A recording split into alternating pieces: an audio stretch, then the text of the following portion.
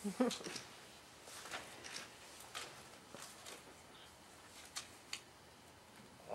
On behalf of Brigadier General Mary Legier, Commander of U.S. Army Intelligence Security Command, and Colonel Lisa Price, the National Ground Intelligence Center Commander, I'd like to thank you for the opportunity of speaking to this distinguished and wonderful group today.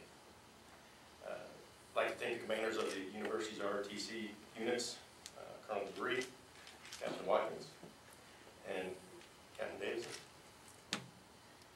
Tell the Colonel I'm not the conversation later.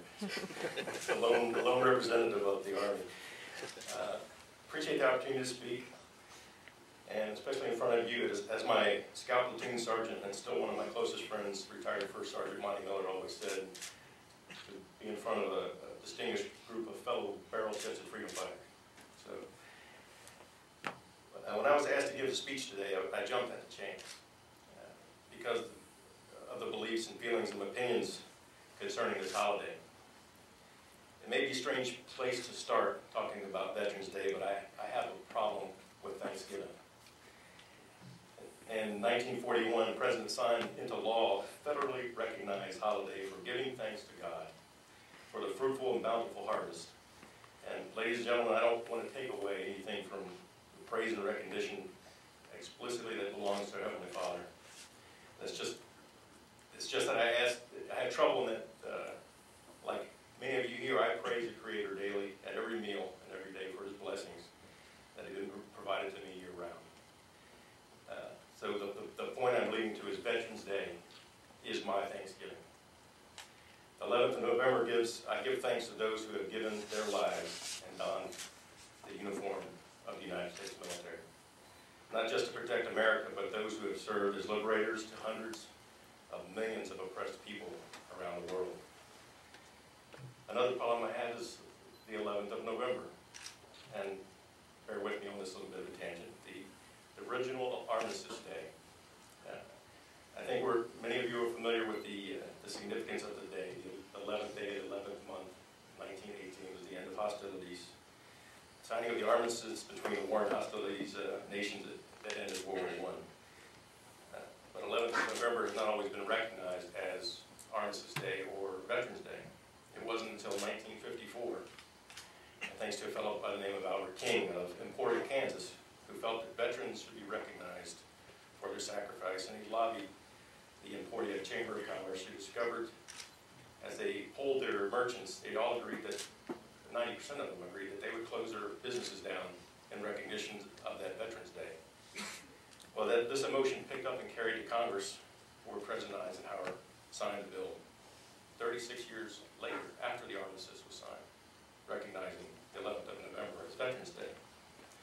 But in my opinion, there's a better day for this most important and honorable of days in our country's history, and that's the first Tuesday of November, which is Elections Day. And a national federal holiday, is it not against reason to have a Veterans Day on that day? A country which stands as the exemplar to the world for democracy and liberty. It doesn't take a day to stop. Close its federal and state governments, encourage businesses to close as well, in observance of the most fundamental right of democracy, and that's the right to vote.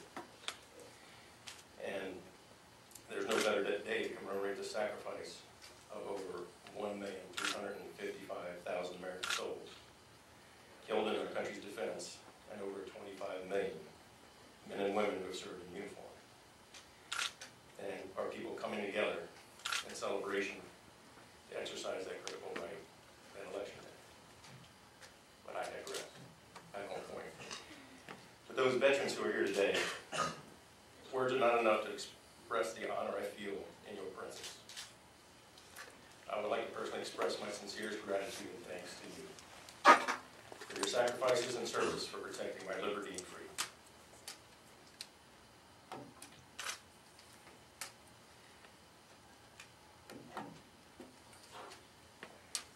And those veterans who are looking down on us from above, who have made the ultimate sacrifice, who are now seated in the kingdom with our Heavenly Father, I would like to publicly thank you for your sacrifice at the expense of America's liberty and freedom.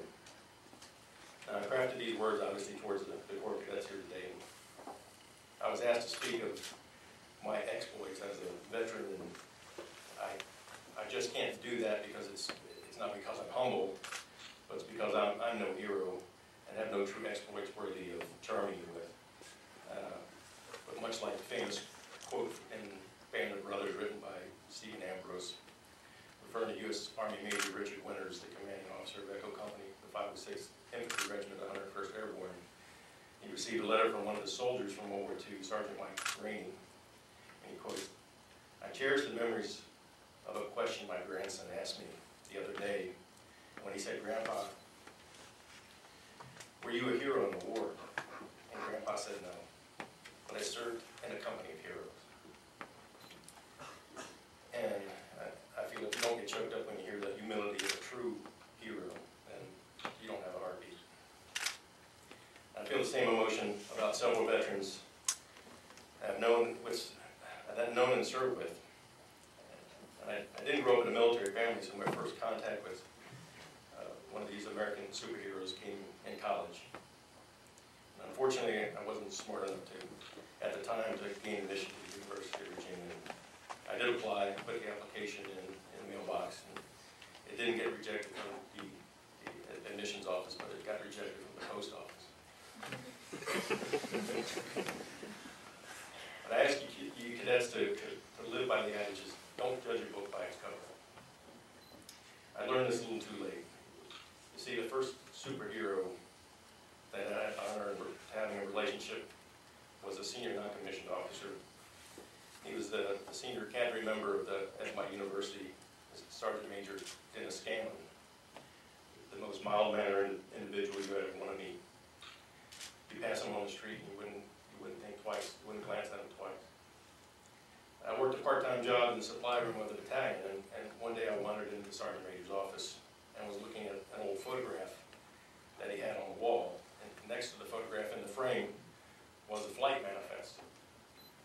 And looking at the names on the manifest, there were pencil marks through the names, through each one.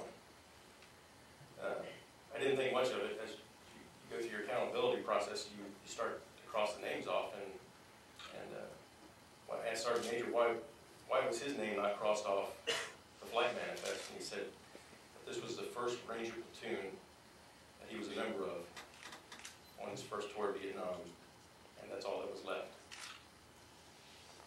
He was a combat veteran, survivor, teacher, and when this quiet man spoke, I wanted to hear every word he had to say, because it was always about taking care of your men